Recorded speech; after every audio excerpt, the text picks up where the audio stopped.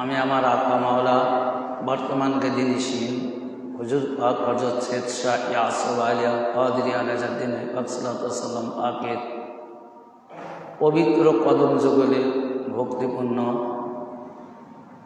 সিজদা কদম বসি এবং তানার আল আওলাদ পূর্বপুরুষ আহেদে গায়ে তানাদের প্রত্যেকেরই কদম যুগলে জানাই ভক্তিপূর্ণ সিজদা কদম বসি। অতঃপর আজকের এই জুম্মার নামাজ পড়ার নিমিত্তে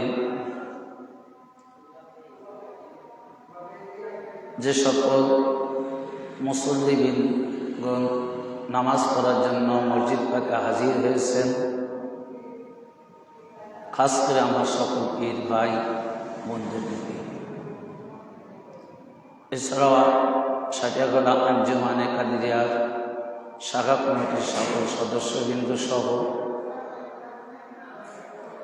লাইভ টেলিকাস্টের মাধ্যম হতে দেশ বিদেশ দূর দূরান্ত থেকে যে সকল শ্রোতাবৃন্দ এই জুম্মার আলোচনা শ্রবণ করছেন, সবার প্রতি রইল আমার আজকে এই বিলাদাত শরীফ রজনী আগত সম্মুখে মাওলানা কায়নাত পাকের আগমন উপলক্ষে শুভেচ্ছা, অভিনন্দন, মোবারকবাদ, সালাম। আসসালামু আলাইকুম রাহমাতুল্লাহি ওয়া বারাকাতুহু।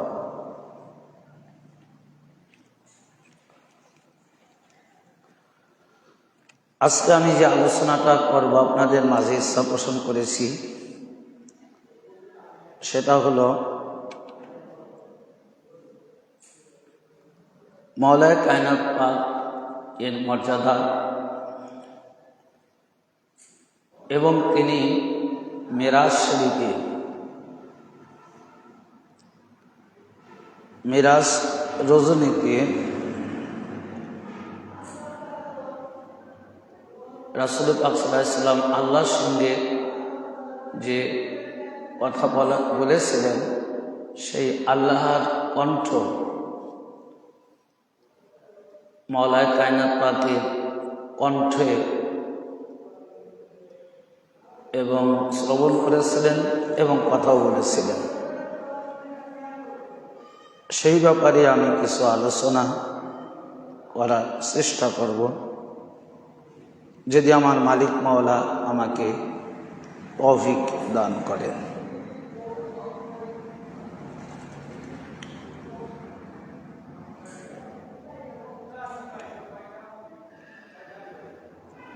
আজকে যে দেখেন মাওলানা কায়নাত পাক হযরতে শের খোদা আলী আলাইহিস সালাতু ওয়াস সালাম পাকের কেমন মর্যাদা ছিলেন এবং শুধু কথাই বলেননি, যে আরশে আজিমের যে প্রতিটা পায়ায় তিনি জানার নাম লেখা দেখেছেন, তিনি হলেন হযরত আলী ইবনে আবু তালিব আলাইহিস সালাতু ওয়াস সালাম।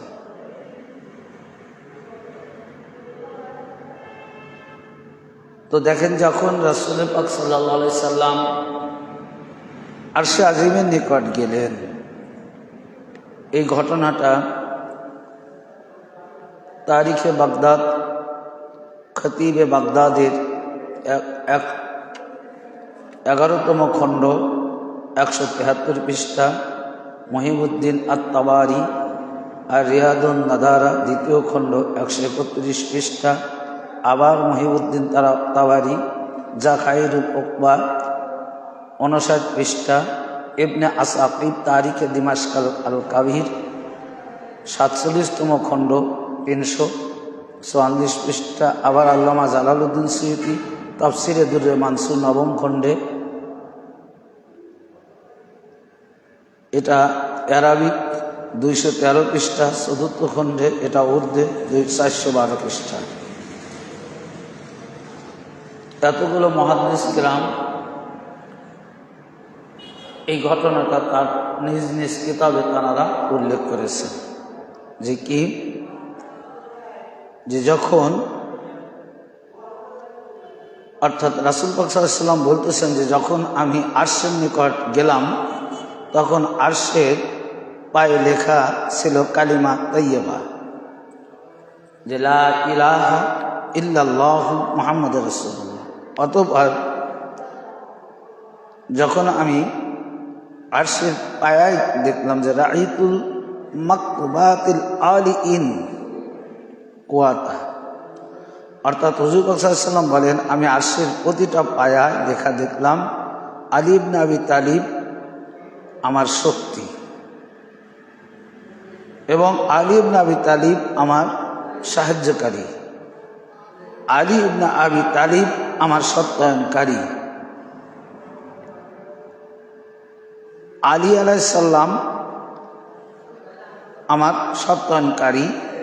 অর্থাৎ প্রত্যেকটা পিলারে মাওলা আলী আলাইহিস সালামের নাম পাক লেখা আছে, নাম পাক লেখা আছে।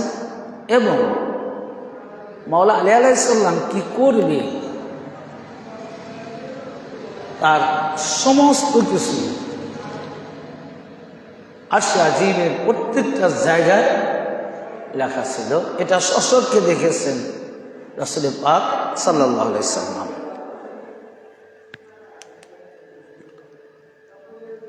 তো মাওলা আলী আলাইহিস সালাম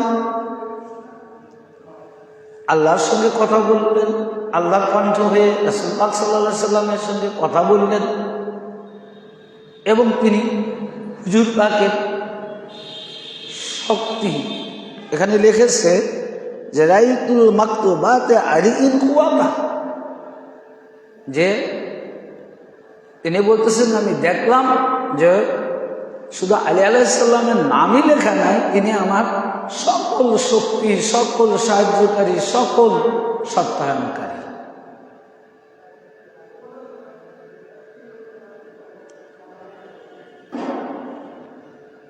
তো এখন যদি আমরা সেই মওলা কায়নাত পাকের, যিনি শক্তি বলতে কি বোঝায়, সাহায্যকারী, শক্তি, সত্যায়নকারী,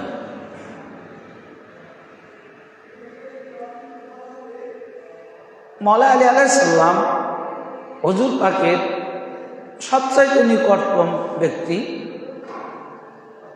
যিনি আহলে বায়তের একজন উজ্জ্বল নক্ষত্র। তিনি সার্বক্ষণিকভাবে হুজুর পাক সাল্লাল্লাহু আলাইহি সাল্লামের সঙ্গে থাকছেন এবং তাকে সার্বিকভাবে যখন যেটা প্রয়োজন হয়েছে সেটা মাওলা আলী আলাইহিস সালাম সেই সাহায্য করেছেন। তার সাহায্যে হুজুর পাক প্রত্যেকটা কাজকর্মে তিনি বিজয় লাভ করেছেন। আর সত্যায়নকারী হিসেবে আমি বলতে চাই যে যখন ওই হাদিসটার কথা মনে পড়ে যে যখন মাওলা আলী আলাইহিস সালামের বয়স একেবারেই অল্প, বালক, ঠিক যখন হুজুর পাক তাওহীদের বাণী, এক আল্লাহর একত্ববাদ ঘোষণা দিবেন, তিনি একটি পাহাড়ের চূড়ায় গেলেন।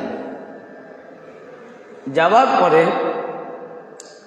সকল আরববাসীদেরকে একত্রিতকরণ করলেন এবং তিনি সেখানে শুধু একত্রিতকরণ করলেন না, তিনি কিছু বক্তব্য দিলেন। আর বক্তব্যের মধ্যে এই কথাটা তিনি উল্লেখ করলেন যে আমি মুহাম্মদ যদি এখন বলি যে পাহাড়ের অপোজিটে তোমাদের জন্য শত্রু আক্রমণ করবে, সেই শত্রু প্রস্তুতি রয়েছে বা শত্রু আসছে, তাহলে তোমরা কি আমার এই কথা বিশ্বাস করবে? তখন প্রত্যেকে বলে হ্যাঁ বিশ্বাস করব। কারণ যে আপনি কোনোদিন মিথ্যা কথা বলেন না, আপনি যেটা বলেন এটা সত্য, আপনার কথা কখনো মিথ্যা হতে পারে না। তাহলে চিন্তা করে দেখেন যে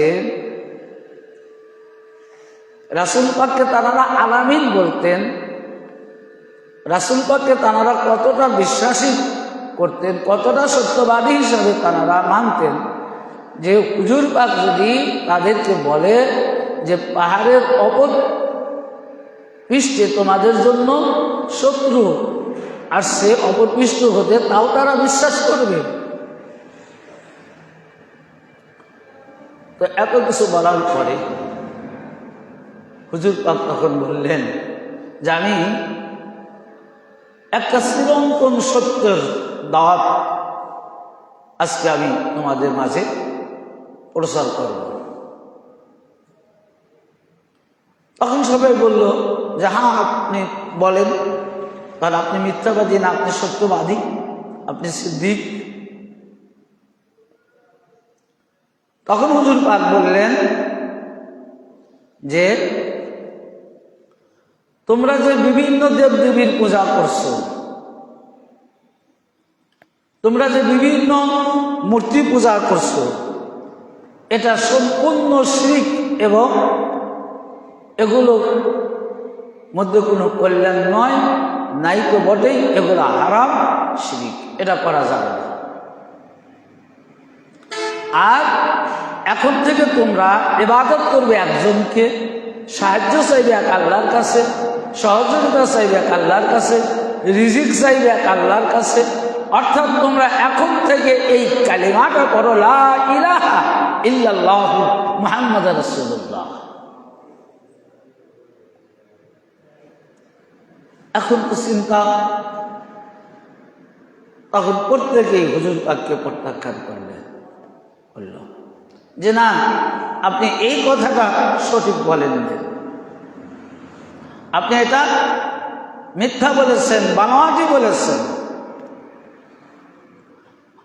ঠিক যখন সবাই হুজুর পাককে ছেড়ে চলে যাচ্ছে, এমন সময় মাওলায়ে কায়নাত পাক শেরে খোদা হায়দারে কর্রার হযরতে আলী ইবনে আবি তালিব আলাইহিস সালাতু ওয়াস সালাম, তখন তিনি শিশু, সেই সময় তিনি হাত উঁচু করে বললেন, ইয়া রাসূলুল্লাহ, ইয়া হাবিবাল্লাহ, হুজুর আপনি যে এলান দিলেন, আপনি যে দাওয়াত দিলেন, এটা আমি বিশ্বাস করি, আমি এটা মেনে নিলাম।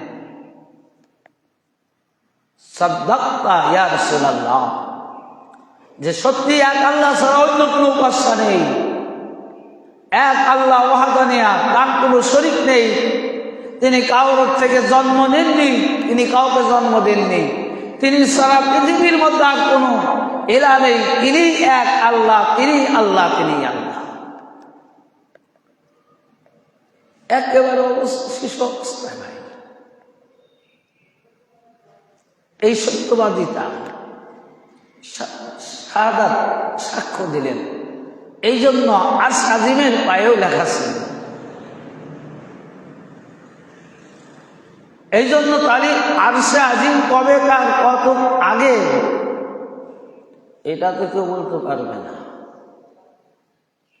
শুধু এইটুকু আমরা বলি, ওয়াহাদানিয়াত থেকে নূরে মুহাম্মদ, নূরে মুহাম্মদের নূর হতে সমস্ত কিছু সৃষ্টি, এটা আমরা বলি।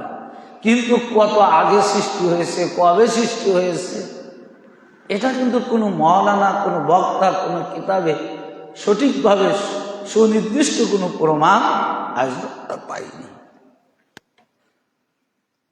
আজও আমরা পাইনি।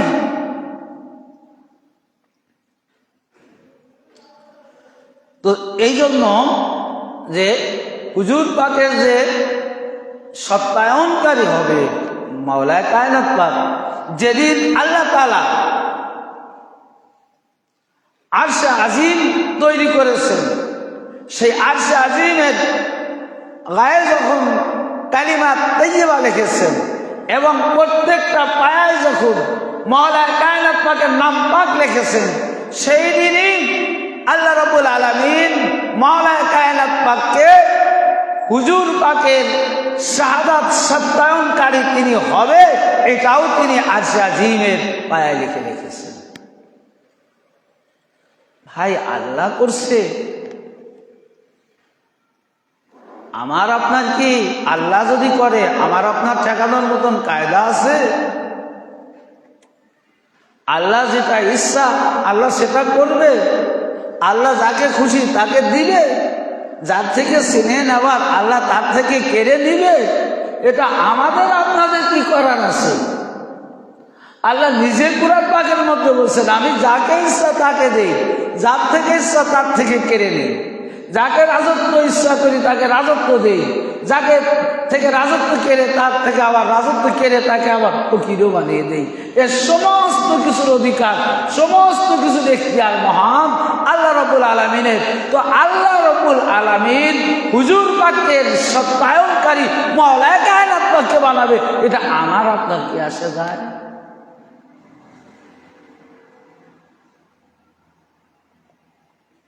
এটা তো আমাদের কিছু করার নেই। তো এখন হুজুর পাক বলতেছেন যে আমি যখন কি করলাম, আস্তে আস্তে মিরাজের ঘটনা তো আপনারা আমরা শুনেছি।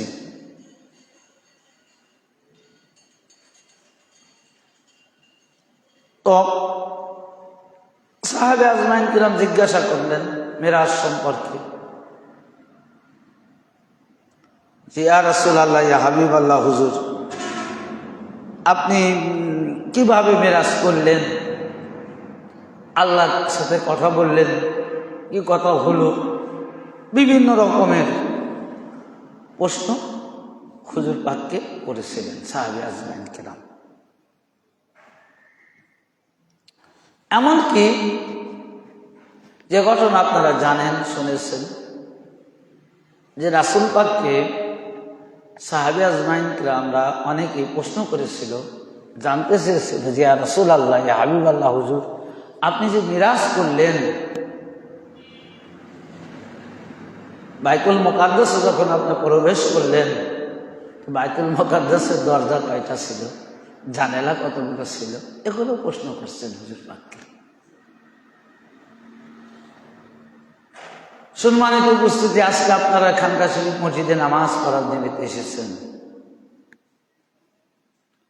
আমরা কিন্তু এখানে দরজা গোনার জন্য আসিনি, এখানে জানালা গোনার জন্য আসেন নাই। দরজা খোলা আছে, নামাজ পড়া হবে এই জন্য এসেছেন, অন্য কোনো উদ্দেশ্যে আসা হয়নি। তো এখন যদি কেউ প্রশ্ন করে আমাদের আপনাদের কাছে, যে ভাই আপনি তো সাটিয়াখোলাতে জুম্মার নামাজ আদায় করলেন, সাটিয়াখোলা কয় জোড়া জানালা আছে? তাহলে কি আমরা উত্তর দিতে পারবো? আনুমানিক উত্তর দিলে মিথ্যা হতে পারে। তা হুজুর পাক তো মিথ্যা কথা বলতে পারবেন, আনুমানিক কোনো কথা বলতে পারে না। তো যখন হুজুর পাককে প্রশ্ন করা হলো যে ইয়া রাসূলুল্লাহ, ইয়া হাবিবাল্লাহ, হুজুর আপনি বাইতুল মুকাদ্দাসে গেলেন, নামাজ আদায় করলেন, তারপরে কিন্তু রাত্রি ছিল, গভীর রাত, দিনের বেলা যায়নি। দিনের বেলা যায়নি। তো ইয়া রাসূলুল্লাহ, ইয়া হাবিবাল্লাহ, হুজুর আপনি যে বাইতুল মুকাদ্দাসে গেলেন, নামাজ পড়লেন, তো বাইতুল মুকাদ্দাসে কতগুলো দরজা ছিল? তা আল্লাহর নবী, আল্লাহ যাকে মাহবুব হিসাবে ডাক দিয়েছেন, বন্ধু হিসাবে ডাক দিয়েছেন, আল্লাহ যাকে এত প্যার করেন, এত ভালোবাসেন, সেই নবী সঠিক কথা বলবে, এটা আল্লাহ, এটাই চিরন্তন সত্য। তিনি কোনো আনুমানিক কথা বলতে পারেন না, মিথ্যা কথা বলবেন না। তখন আল্লাহ রাব্বুল আলামিন বাইতুল মুকাদ্দাস রাসূল পাকের সম্মুখে তুলে ধরলেন এবং বললেন, ইয়া রাসূলুল্লাহ, ইয়া হাবিবাল্লাহ, হুজুর আপনি বাইতুল মুকাদ্দাসের দরজা জানালা গুনে গুনে ওদের জবাব দিয়ে দিন। আপনি গুনে গুনে বলে দেন। আর আপনি এসেছেন সত্য, এর মধ্যে কোনো সন্দেহ নেই, তারপরে ওরা জানতে চাচ্ছে আর আপনি উত্তর দিয়ে দিবেন, সমস্যা নেই, আপনি সত্য উত্তরগুলো দিয়ে দেন। তো এইভাবে যখন প্রশ্ন করতেছেন, করতে করতে তখন বললেন যে ইয়া রাসূলুল্লাহ, ইয়া হাবিবাল্লাহ, হুজুর আপনি আল্লাহর সাথে কথা বললেন, আল্লাহ কার কণ্ঠে কথা বললেন? তখন হুজুর পাক বললেন যে আমি যখন আল্লাহর সঙ্গে কথা বলি অনেক কথা হয়েছে, অনেক কথা হয়েছে। অতবার হুজুর পাককে ফেরেশতাগণ জিজ্ঞাসা করলেন, দেখেন এখানে আর একটু কথা, যে রাসূল পাককে প্রশ্ন করতেছে ফেরেশতাগণ, যে ইয়া রাসূলুল্লাহ আপনার আল্লাহর সাথে কি কালাম হলো বা ওহী হলো, আমাদেরকে একটু জানাবেন কি? অতবার হুজুর পাক সাল্লাল্লাহু আলাইহি সাল্লাম বললেন যে সব ওহী তো জানানো যাবে না, তবে যেটা জানানো যায় সেটা আমি বলছি। তাহলে তোমরা শোনো এই ঘটনা, যে অর্থাৎ তিনি তখন বললেন যে আমি আল্লাহর সঙ্গে অনেক কথা হয়েছে, অনেক কালাম হয়েছে, তো আমি তো সব ঘটনা সব কথা তো আমি বলতে পারবো না, তবে তোমরা এইটুক শোনো যে আমি যে কথা বলেছি সেটা হলো কি, যে মহান আল্লাহ তাআলার সাথে যে কথাগুলো হয়েছে তার মধ্যে যে মূল সেটা হলো আমি মাওলা আলী আলাইহিস সালামের কণ্ঠে আল্লাহর সঙ্গে আমার কালাম হয়েছে।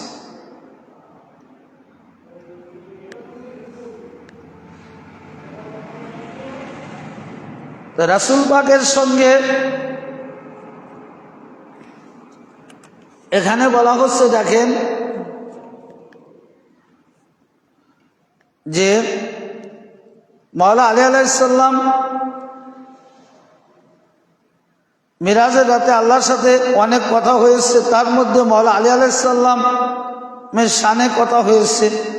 মাওলা আলী আলাইহিস সালাম যে সকল মুমিনের মাওলা, মাওলা আলী আলাইহিস সালাম সকল মুত্তাকিদের ইমাম, কিয়ামতের দিন নবীদের চেহারা ওয়ালাগণ জান্নাতে প্রবেশ করবেন, তাদের ইমাম মাওলা আলী আলাইহিস সালাম হবে, এ কথা হয়েছে। এটা এগুলো নেওয়া হয়েছে অনেকগুলো কিতাব, ইমাম তাবারানী তার লেখা কিতাব মাউজামুল সাগীর 2য় খণ্ড পৃষ্ঠা 88, আল্লামা হাইসামি মাজমাউজ জাওয়ায়েদ 9ম খণ্ড পৃষ্ঠা 121, ইবনে আসাকির তারিখে দিমাশক আল কাবির 3য় খণ্ড পৃষ্ঠা 258, হাদিস নং 775, আল্লামা হাকিম মুস্তাদরাক আলাই সহিহাইন 3য় খণ্ড 137 পৃষ্ঠা, তিনি এই হাদিস খানা নির্ভরযোগ্য সহিহ সনদে বর্ণনা করেছেন। হিন্দু মুত্তাকিন কানজুল উম্মাহ 6ষ্ঠ খণ্ডে 157 পৃষ্ঠা, ইবনে আসিক উসুবুল গাওয়া 1ম খণ্ড 59 পৃষ্ঠা, মুহিবউদ্দিন আত-তাবারি আর রিয়াদুন নাদারা 2য় খণ্ড পৃষ্ঠা 177, হাদিস খানা রাবি আব্দুল্লাহ বিন আকিম রাদিয়াল্লাহু আনহু, তিনি তার পিতা হতে এই হাদিস খানা বর্ণনা করেছেন। ক্বালা রাসূলুল্লাহ, রাসূল পাক সাল্লাল্লাহু আলাইহি ওয়াসাল্লাম বলেছেন যে মিরাজের রাতে আল্লাহর সাথে অনেক কথা হয়েছে, তার মধ্যে মাওলা আলী ইবনে আবি তালিবের শানে বেশি কথা হয়েছে। যে মিরাজের রজনীতে আল্লাহ তাআলা কথা বলছেন, অনেক কথা বলেছেন, তার মধ্যে সবচাইতে বেশি কথা আল্লাহ তাআলা দেখেন আলীর সূরাতে আলীর কণ্ঠে কথা বলেছেন। আজকে জানার বিলাদাত শরীফ আমরা পালন করব, যিনি এই ধরাধামে আগমন করেছেন জানার সামনে আজকে আমরা কথা বলবো। চিন্তা করে দেখেন যে তিনি কত বড় মর্যাদাবান ব্যক্তি, যে আল্লাহ রাব্বুল আলামিন মিরাজ শরীফে হুজুর পাককে নিয়ে গেলেন, জান্নাত দেখালেন, জাহান্নাম দেখালেন, সমস্ত জায়গায় আল্লাহ রাব্বুল আলামিন হুজুর পাককে দেখালেন, অনেক কথা বললেন, কিন্তু তার মধ্যে বেশি কথা বলছেন মাওলা কায়নাত পাকের ব্যাপারে। হাদিস, কতগুলো হাদিসের কিতাবের নাম বললাম, যে আর সেই কথাগুলো ছিল কি, মাওলা আলী আলাইহিস সালাম সকল মুমিনের মাওলা, মাওলা আলী আলাইহিস সালাম সকল মুত্তাকিদের ইমাম, কিয়ামতের দিন সকল নবীদের, সকল নবীদের অর্থাৎ কি চেহারা ওয়ালাগণ, নূর নবীদের চেহারা ওয়ালাগণ জান্নাতে প্রবেশ করবে, তাদের ইমাম হবে মাওলায়ে কায়নাত পাক। তো মাওলায়ে কায়নাত পাক খালি মুমিনের ইমাম নয়, মুত্তাকিদের ইমাম নয়, মাওলায়ে কায়নাত পাক নবীর যত উম্মতরা অর্থাৎ জান্নাতে যাবে সকল জান্নাতের ইমাম হবে মাওলায়ে কায়নাত পাক, হযরত শেরে খোদা আলী আলাইহিস সালাম। এই কালাম কোথায় হয়েছে? এই কালাম আরশে আজিমে হয়েছে। কার সঙ্গে? আল্লাহর সঙ্গে।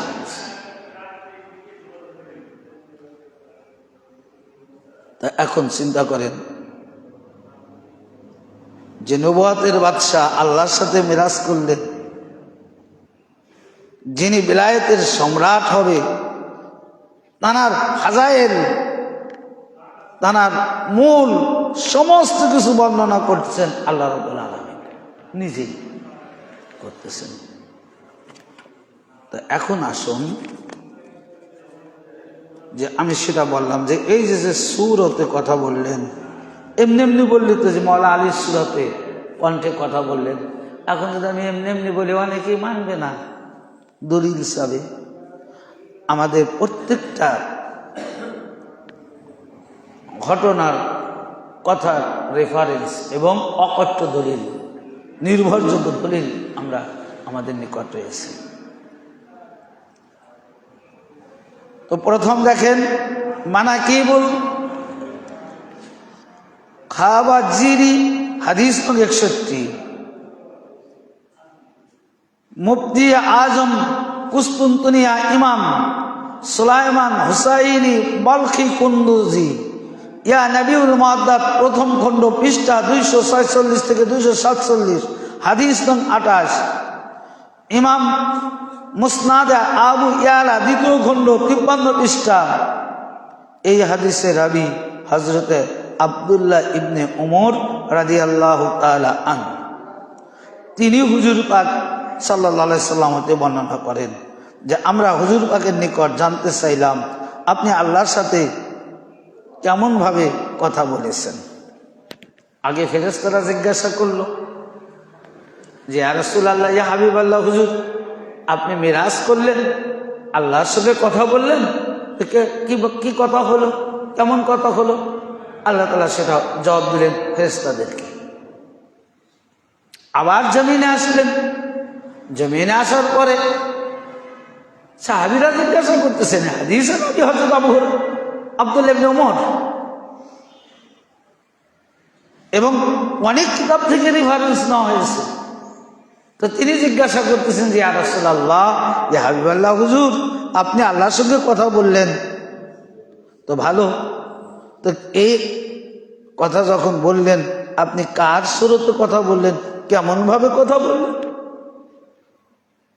কারণ আল্লাহকে তো দেখা যায় না, এটা আপনারা জানেন। তো হুজুর পাক সাল্লাল্লাহু আলাইহি সাল্লাম বললেন যে হ্যাঁ আমার সাহাবীরা, তোমরা শুনে রাখো, আমি যখন আল্লাহর সঙ্গে কথা বলি, আমি আল্লাহর সঙ্গে যখন কথা বলি, আর সেই আল্লাহর সাথে কথা বলি তখন মাওলা আলী আলাইহিস সালামের কণ্ঠে পাই এবং মাওলা আলী আলাইহিস সালামের কণ্ঠেই আমি আল্লাহর সঙ্গে কথা বলি। অর্থাৎ আল্লাহ কথা বলতেছেন কার কণ্ঠে? মাওলা আলী আলাইহিস সালামের কণ্ঠে। যে আমি যখন আল্লাহর সঙ্গে কথা বলি আমি ওই কণ্ঠই আল্লাহ থেকে শুনতে পাই, যে কণ্ঠ মাওলায়ে কায়নাত পাক শেরে খোদা হযরতে হায়দারে কাররার হযরতে আলী ইবনে আবি তালিব আলাইহিস সালাতু ওয়াস সালাম। তো ভাই এগুলো তো হাদিসের কিতাব থেকে বলছি ভাই। তা আল্লাহ যদি মাওলা আলী আলাইহিস সালামের কণ্ঠে কথা বলেন, আমাদের কি করার আছে ভাই?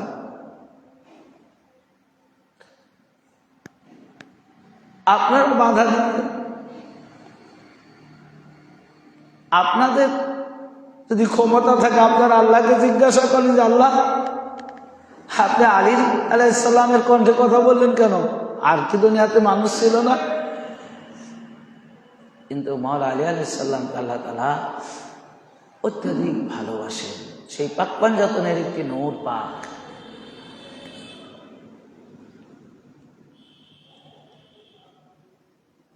তো এখানে এই ঘটনাগুলো আরো একটা ব্যক্তি মুহাদ্দিস আজিম তারা বর্ণনা করেছেন এবং অসংখ্য হাদিস দ্বারা এটা প্রমাণিত।